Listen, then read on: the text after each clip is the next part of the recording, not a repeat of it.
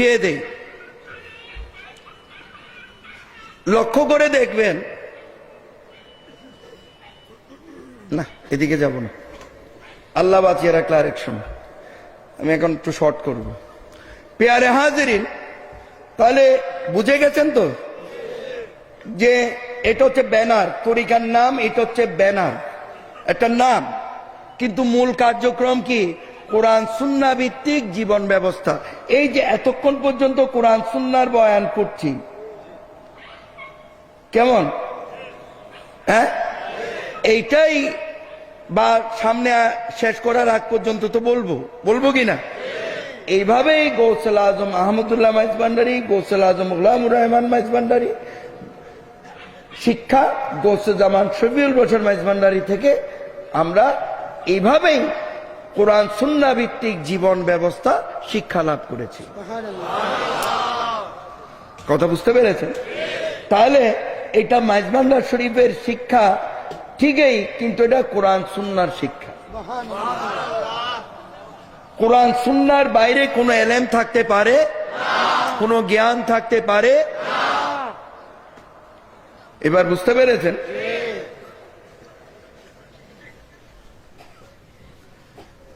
তাহলে লক্ষ্য করে দেখুন, আমি যেটা বলছিলাম, হাতে করো হাতের গাম দমে রাখো। এবার কিভাবে এটা মাইজ ভান্ডার শরীফের শিক্ষা, এবার বুঝেছেন? দমে দমে আল্লাহকে স্মরণ করো। মাইজ ভান্ডারী গজলেও আছে না,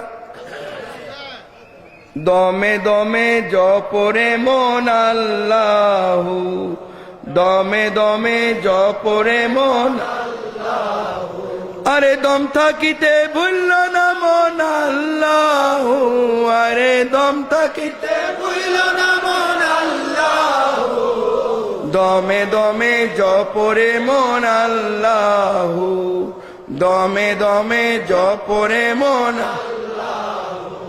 আল্লাহ আমার কাছে আছে, আল্লাহ আমায় দেখিতেছে, আল্লাহ আমার কাছে আছে, আল্লাহ আমায় দেখি, বিশ্বাস করিয়া জপ আল্লাহ, আরে বিশ্বাস করিয়া জপ আল্লাহ, দমে দমে জপরে মন আল্লাহ, দমে দমে জপরে মন আল্লাহ। এবার বুঝতে পেরেছেন? এটা একটু আগে যে আয়াতে কারিমা বলেছি, ওই আয়াতে কারিমার তাফসীর না, মাইজ ভান্ডারী বলে। প্যারে হাজিরিন, তাহলে এই যে হালাল রুজি করতে আপনি বের হবেন, লক্ষ্য করে দেখেন, এই পাঞ্জেগানা নামাজ আমাদের আদায় করতে হবে কি হবে না? এই পাঞ্জেগানা নামাজের ফাঁকে ফাঁকে দমে দমে আমরা আল্লাহর জিকির করব। সুবহানাল্লাহ। কর্মের উদ্দেশ্যে বের হয়েছেন, কেউ ব্যবসা করছেন, কেউ চাকরি করছেন, কেউ খেতে ফসল বুনছেন, এক কথায় যে কর্মই করেন, এদিকে কাজ করছেন, এদিকে দমে দমে আল্লাহকে স্মরণ করছেন। আল্লাহ ইচ্ছা করলে আপনাদের রিজিক বাড়িয়ে দিতে পারেন না? আর যে ব্যক্তি দমে দমে আল্লাহকে স্মরণ করবেন, ওই ব্যক্তি হারাম কাজ কি করতে পারবেন? হারাম কাজের দিকে তার মন যাবে? তাহলে পাঞ্জেগানা নামাজ, পাঞ্জেগানা নামাজের ফাঁকে ফাঁকে হাঁটতে বসতে চলতে ফিরতে দমে দমে আল্লাহর জিকির করতে হবে। লক্ষ্য করে দেখেন, এই যে দমে দমে আল্লাহর জিকির করছেন, বলে এটা কিভাবে সম্ভব? আপনি কি একদিনে ছোট থেকে বড় হয়ে গেছেন? কি বলেন? যার যতটুকুন বয়স হয়েছে, মায়ের পেট থেকে হওয়ার সাথে সাথে যার যতটুকুন বয়স অতটুকুন এসে গেছেন, নাকি ধীরে ধীরে বড় হয়েছে? তাহলে ধীরে ধীরে যাদের জিকিরের অভ্যাস নেই, আজকে থেকে শুরু করে দেন, একদিন দেখবেন দমে দমে জিকির জারি হয়ে গেছে। এটা প্র্যাকটিস করতে হবে তো, অভ্যাস করতে হবে তো। এবার বুঝতে পেরেছেন তো? পাঞ্জেগানা নামাজের সাথে সাথে কি থাকতে হবে? আল্লাহর জিকির থাকতে হবে। কত বুঝতে পেরেছেন? তাহলে সারা দিন ইবাদত না? কি বললেন? আবার মাগরিবের পরে রাখলো না, কি বলেন? মাগরিবের পরে রাখলো না, তো এশার আজানের আগ পর্যন্ত ওই মনে মনে জিকিরই করলেন, আর যদি কোনো কর্ম থাকে সেটাও করলেন, ঠিক আছে, করলেন, এশার সালাত আদায় করলেন, করলেন তো? এশার সালাত আদায় করার পর ওই দমে দমে আল্লাহর জিকির করার প্র্যাকটিস করবেন, অভ্যাস করবেন, আর যাদের অভ্যাস হয়ে গেছে তারা চালাতে থাকবেন। কথা বুঝতে পেরেছেন? এই 2 থেকে 3 ঘন্টা, উঠতে গেলে 4 ঘন্টা, এর মধ্যে ঘুম চলে আসে না? আসে তো? যারা তাহাজ্জুদ পড়ে তারা একটু তাড়াতাড়ি ঘুমায়, যারা ফজরের ওয়াক্তে উঠে তারা একটু লেটে ঘুমায়, এই তো। তাহলে লক্ষ্য করে দেখেন, এই যে শুয়ে শুয়ে দুনিয়াদারির আজে বাজে চিন্তা না করে শুয়ে শুয়ে জিকির করতে কে হুকুম করেছে? কোরআন শরীফে কে হুকুম করেছে? আল্লাহ। তো শুয়ে শুয়ে আল্লাহর জিকির করবেন, কোন ফাঁকে যে ঘুম চলে আসবে টেরও পাবেন না। এই যে জিকিরের অবস্থায় ঘুমিয়ে গেলেন, ঘুমটাও আল্লাহর জিকিরের মধ্যে আল্লাহ গণ্য করে নেবেন। আবার ঘুম থেকে জাগলেন, সেটা তাহাজ্জুদের নামাজের জন্য হতে পারে, সেটা ফজরের সালাতের জন্য হতে পারে। কথা বুঝতে পেরেছেন? ওই ফাঁকটাও জিকির চালাতে চালাতে থাকবেন, তাহলে সারা দিন ইবাদত, সারা রাত্র কি ইবাদত। কোন দিন যেন মাওলা আমার ডাকে সাড়া দেয়, সুবহানাল্লাহ, এই ইচ্ছা সবাই আছে না? চালাতে থাকেন, একদিন না একদিন মালিক তো সাড়া দেবেন। যখনই সাড়া দেবেন তখন আল্লাহ আপনাকে মুমিন বলে স্বীকৃতি দেবেন। এই একদিনের সারার জন্যই সারা জীবন আল্লাহর উপাসনা আপনাকে করতে হবে। এবার বুঝতে পেরেছেন? শুরুতে বলেছিলাম না সহজ হয়ে যাবে, এখন সহজ হয়ে গেল কিনা? যে কি সবাই বলেন সহজ হয়ে গেল? বলেন ইনশাআল্লাহ সহজ হয়ে গেল। আল্লাহ সহজ করে দেবেন। আল্লাহ কি করে দেবেন? সহজ করে দেবেন। চেষ্টা থাকতে হবে তো, হবে কি হবে না? তাহলে আমার সাথে উচ্চ স্বরে বলে, নামাজ পড়তেই,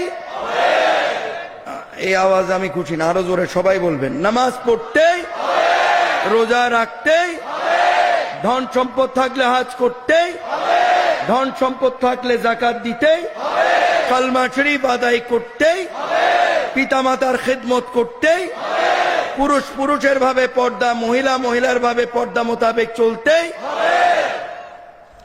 বায়াতে রাসূল গ্রহণ করতেই। এক কথায় কোরআন সুন্নায় আরো হুকুম আহকাম আছে না? এক কথায় কোরআন সুন্নাহ ভিত্তিক জীবন ব্যবস্থা গঠন করতেই। এবার বুঝতে পেরেছেন? অনেকগুলো কথা অল্প কথার মধ্যে শেষ করলাম। তাহলে বায়াতে রাসূল সম্পর্কে সম্মানিত আলেম সাহেবরা বলে নাই? বলেছে নাকি আজকে বলে নাই? না বললেও ওনাদের মুখ থেকে শুনেন তো, শুনেন কি শুনেন না? মানে আমার এই বিষয়ে লম্বা চড়াতে যাওয়ার ইচ্ছা নাই আজকে, তারপরও যেহেতু আমি উল্লেখ করেছি আমি শেষ করে দেই। বিসমিল্লাহির রহমানির রহিম। ইন্নাল্লাযিনা ইউবাইউনাকা ইন্নামা ইউবাইউনাল্লাহ ইয়াদুল্লাহি ফাওকা আইদিহিম। ইন্নাল্লাযিনা ইউবাইউনাকা, আয় রাসূল, নিশ্চয় যারা আপনার নিকট বাইয়াত হওয়ার জন্য আসে তাদের আপনি বাইয়াত দান করুন। সুবহানাল্লাহ। কথা বুঝতে পেরেছেন? আর পিছনের দিকে গেলাম না আর কি। তো এই বায়াতে রাসূলের মাধ্যমে আল্লাহ রাসূল দ্বীন ইসলাম প্রচার করেছেন না? কোরআন সুন্নাহ প্রচার করেছেন না? করেছেন কি করেন না?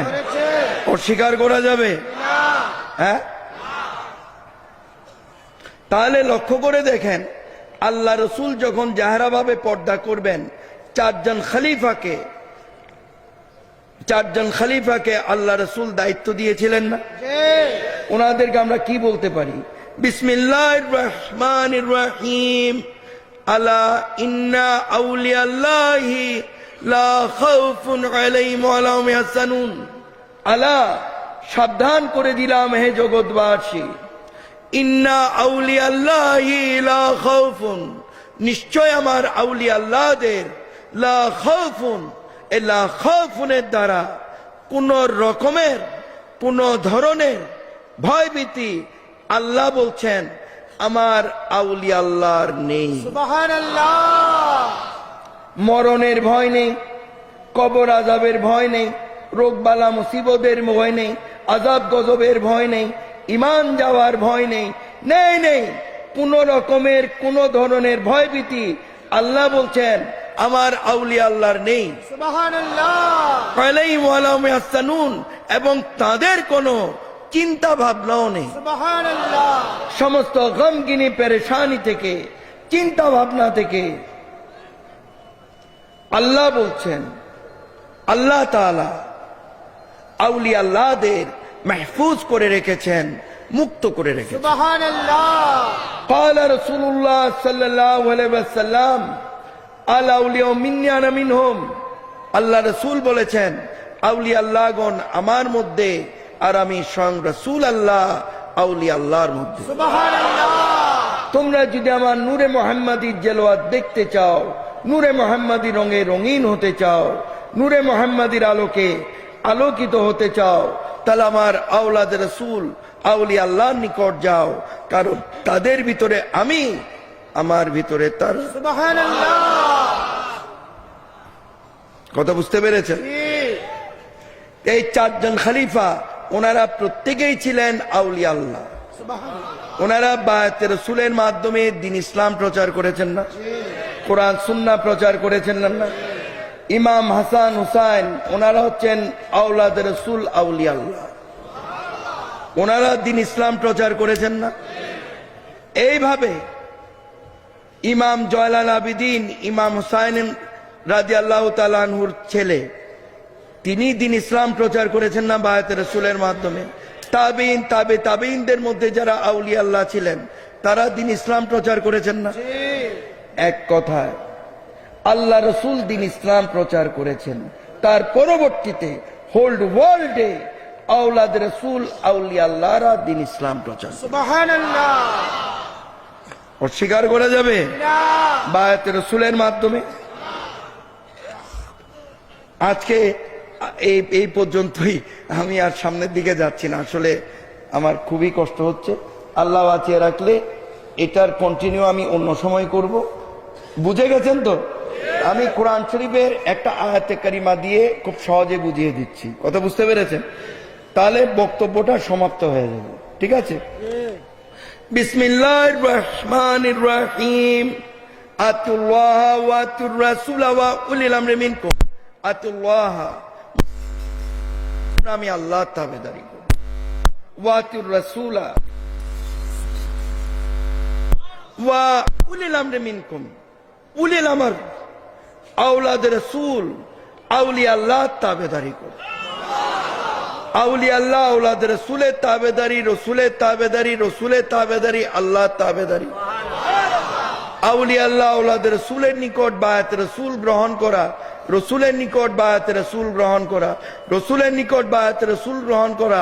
আল্লাহ বলছেন আল্লাহর নিকট বায়াত হওয়া। সুবহানাল্লাহ। বলে হুজুর আল্লাহর নিকট বায়াত হওয়াটা কিভাবে হইল? এই যে একটু আগে যে আমি শেষ করছিলাম, এখন আবার ওইখান থেকে শুরু করতে হয়। ইন্নামা ইউবাইউনাল্লাহ, আল্লাহ বলছেন আয় রাসূল, নিশ্চয় যারা আপনার নিকট বায়াত হয়েছে তাদের ঈমান করতে হবে, তারা আপনার নিকট না, সঙ্গে আমি আল্লাহর নিকট বায়াত হয়েছি। সুবহানাল্লাহ। এর জন্যই আল্লাহ রাসূলের নিকট বায়াত হওয়া, কার নিকট বায়াত হওয়া? কোরআন বলছে। এবার বুঝতে পেরেছেন? যার কারণে আওলাদ রাসূল আউলিয়া আল্লাহর দরবারে যায়, এটা হচ্ছে রুহানি মাদ্রাসা। বগদাদ শরীফ, আজমির শরীফ, মাইজভান্ডার শরীফ, এক কথায় বেশক আউলিয়া আল্লাহর দরবার, এটা হচ্ছে রুহানি মাদ্রাসা। কথা বুঝতে পেরেছেন? তো সেখানে কি হয়, বায়াত রাসূলের মাধ্যমে স্কুল কলেজ মাদ্রাসায় আপনাদের সন্তানরা ভর্তি হয় না? হয় কি হয় না? তো আউলিয়া আল্লাহর দরবারে ভর্তি হইতে হইলে বায়াত রাসূলের মাধ্যমে ভর্তি হইতে হয়। কেন? কোরআন সুন্নাহ ভিত্তিক জীবন ব্যবস্থা গঠন করে আল্লাহ রাসূল পাওয়ার জন্য। সুবহানাল্লাহ। কথা বুঝতে পেরেছেন? এই খুব জিস্ট কথাটা বলে দিলাম, বুঝে গেছেন না ইনশাআল্লাহ সবাই? আল্লাহ বাসাই। আর প্যারে হাজিরিন, আমি এখনই বয়ান শেষ করব। আল্লাহ তাআলা কোরআন শরীফে বলেছেন, বিসমিল্লাহির রহমানির রহিম। আহা, আয়াতে কারিমা বয়ান তো শেষ করেছি না, আর দরকার নেই ওইদিকে, যেদিকে যাচ্ছিলাম সেদিকে আর যাবো না। আল্লাহ তাআলা কোরআন শরীফের মাধ্যমে অনেকগুলি ইবাদত ফরজ করেছেন, যেমন জিক্রুল্লাহকে ফরজ করেছেন, শুরুতে বলেছিলাম না, সালাত অর্থাৎ নামাজকে ফরজ করেছেন, সওম অর্থাৎ রোজাকে ফরজ করেছেন, ধন সম্পদ থাকলে হজকে ফরজ করেছেন, ধন সম্পদ থাকলে যাকাতকে ফরজ করেছেন, কালমাকে ফরজ করেছেন, বায়াত রাসূলকে আল্লাহ মাধ্যমে ফরজ করেছেন, মহিলার ভাবে পর্দাকে আল্লাহ তাআলা কোরআন শরীফের, পিতামাতার খিদমতকে আল্লাহ তাআলা শরীফের মাধ্যমে ফরজ করে দিয়েছেন।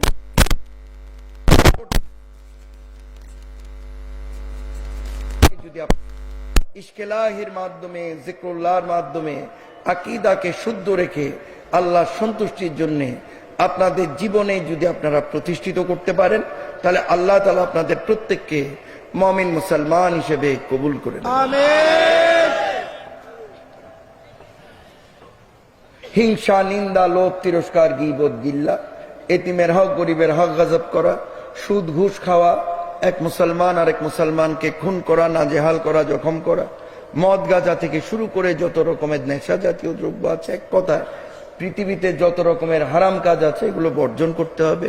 প্রত্যেকে আল্লাহ রাসূলের হুকুম মোতাবেক চলুন। প্রত্যেকের জীবনকে প্রত্যেকে সুন্দর রাখার চেষ্টা করবেন, আল্লাহ ওয়ালা হওয়ার চেষ্টা করবেন।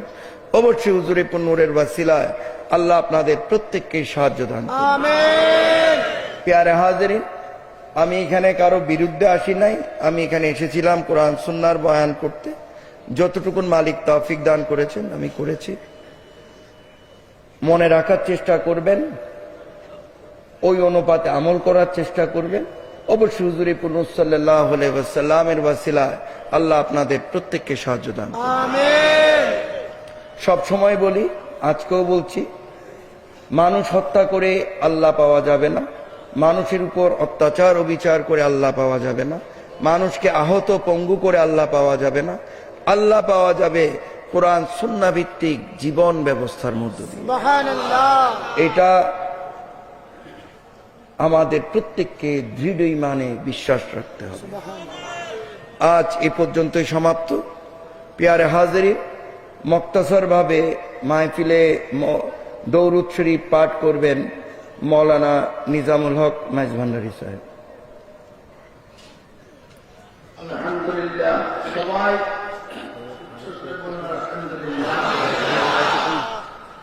আল্লাহ পাক রব্বুল আলামিন আজকে হয়ে দিলে ভালো। আমাদেরকে আওলাদ রাসূলের সন্তানে কোরআন সুন্নাহ ভিত্তিক জীবন গঠন করার জন্য যে নসিহতের বয়ান দান করেছেন, আল্লাহ পাক কবুল করুন। সেরকম আমাদের জীবন গঠন করার তৌফিক আল্লাহ দান করুন। 30 মিনিট তো কম না, মিলাদটা শেষ হতো, মোনাজাতের টাইমে বলে কি হলো, কি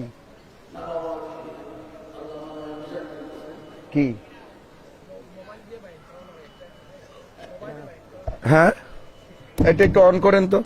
একজন সম্মানিত আলেম সাহেব কি বলেন দেখি, বলেন তো, মাইকে বলেন, মাইকে বলেন, কি বলতে চান জোরে বলেন। খানে খানে গিলে হইতেন, মাইকে হন। আই আপনি কেন বলবেন? প্রশ্নটা উনি, আপনি কেন বলবেন? How come? বর্তমান কিছু কিছু জায়গায় দেখা যায় মোবাইল দিয়েও বাইক চালানো হয়। মোবাইল আচ্ছা আচ্ছা ঠিক আছে। হ্যাঁ, শরীয়তের দিক দিয়ে কি বলতে চান বলেন, কতটুকু বসেন।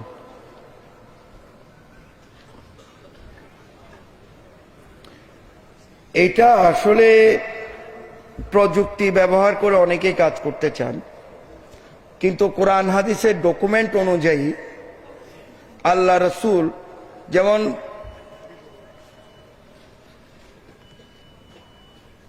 আল্লাহ কোরআন শরীফে বলেছেন, ওই যে আয়াতে কারিমাটা আমি বলছিলাম লাস্ট অংশটুকুনো রয়ে গেছে, আমি তখন বলি নাই, কথা বুঝতে পেরেছেন? লাস্ট অংশটুকুনে ছিল ইয়াদুল্লাহি ফাওকা আইদিহিম, কথা বুঝতে পেরেছেন? ইয়াদুন মানে হাত, ইয়াদুল্লাহ মানে আল্লাহর হাত, ফাওকা মানে উপরে, আইদিহিম মানে তাদের হাতে। আল্লাহ রসুল বলছেন, আয় রসুল আপনি জানিয়ে দিন, যদিও তারা চর্মচক্ষে দেখছে আপনি রসুলের হাত তাদের হাতের উপর রয়েছে, কিন্তু তাদের ঈমান করতে হবে তারা আমি আল্লাহর হাতে হাত দিয়ে তারা বাইয়াত হচ্ছে। তাহলে কোরআনী দলিল অনুযায়ী আমরা বায়াতে রসুল হাত দিয়ে পাই, ঠিক আছে? আবার যখন সংখ্যায় বেশি হয়ে যেত, আল্লাহ রসুল পাগড়ির কাপড় দিয়ে হোক, লম্বা কাপড় দিয়ে হোক, পাগড়ি দিয়ে তিনি বায়াতে রসুল দান করেছেন। তো আমার হিসাবে আল্লাহ রসুল যেভাবে বায়াত দান করিয়েছেন, আমরা যারা ইসলাম প্রচার করি আমরা যেন সেটাই পালন করি। আর বাকিটা আমি তর্ক বিতর্কে জড়িত হতে যাব না। আমাদের আপনি কি এই যে হুজুর অনেকখানে তেমন না, আরে খাম্মান করতেন তো অনেকে তেমন না, আই যে তনের হুকুম দিও আলফা আমরফা কলা তো হুকুম পালন করে আদবের লোক তেন অনে চালু হইবেন, অনে অটোমেটিক চালু হয়ে গেলে এখানে।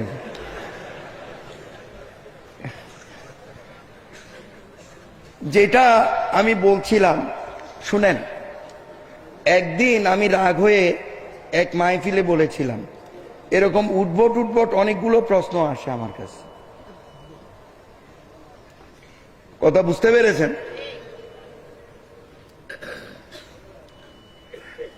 যে এরকম উদ্ভট আমাদের লক্ষ্য করতে হবে কোরআন সুন্নাহ কি বলেছেন, কথা বুঝতে পেরেছেন? কে কি বলেছেন এটা বড় কথা না, কারণ ইসলাম প্রতিষ্ঠিত হচ্ছে কোরআন সুন্নাহ সুনির্দিষ্ট দলিলের উপর, কথা বুঝতে পেরেছেন? দিন ইসলাম প্রতিষ্ঠিত হচ্ছে কোরআন সুন্নাহ সুনির্দিষ্ট। অনেকে আমাকে বলেন সৌদি আরবে এটা চলে তো ওইখানে এটা চলবে, ওইখানে এটা চলে তো ওইখানে চলবে, এই ধরনের উদ্ভট অনেকগুলো কথা আমার কাছে আছে, আজকে আমি উত্থাপন করছি না, কথা বুঝতে পেরেছেন? আমার যেমন মাইজবান্ডার শরীফ গিয়ে হাজার লোকের সাথে সাক্ষাৎ করতে হবে, আপনারও তো দৈনন্দিন কাজ আছে, রিজিকের অন্বেষণে বের হতে হবে না?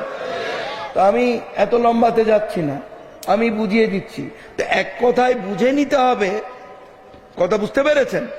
এক কথায় বুঝে নিতে হবে যে কি, এক কথায় বুঝতে হবে কোরআন সুন্নাহ সুনির্দিষ্ট দলিলের উপরে ইসলাম প্রতিষ্ঠিত।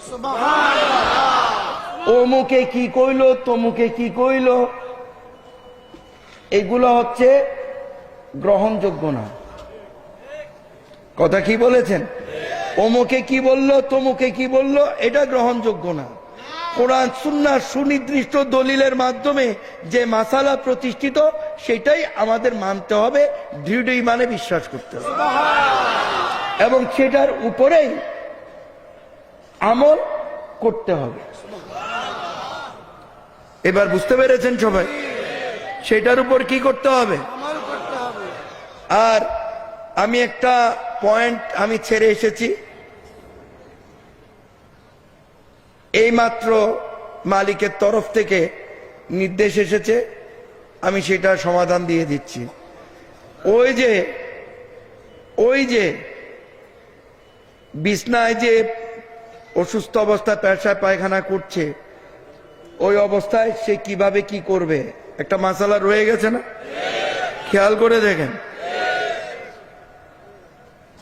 এই মুহূর্তে নির্দেশ এসেছে, আমি ওইটা ফয়সালা দিয়ে দিচ্ছি। লক্ষ্য করে দেখেন,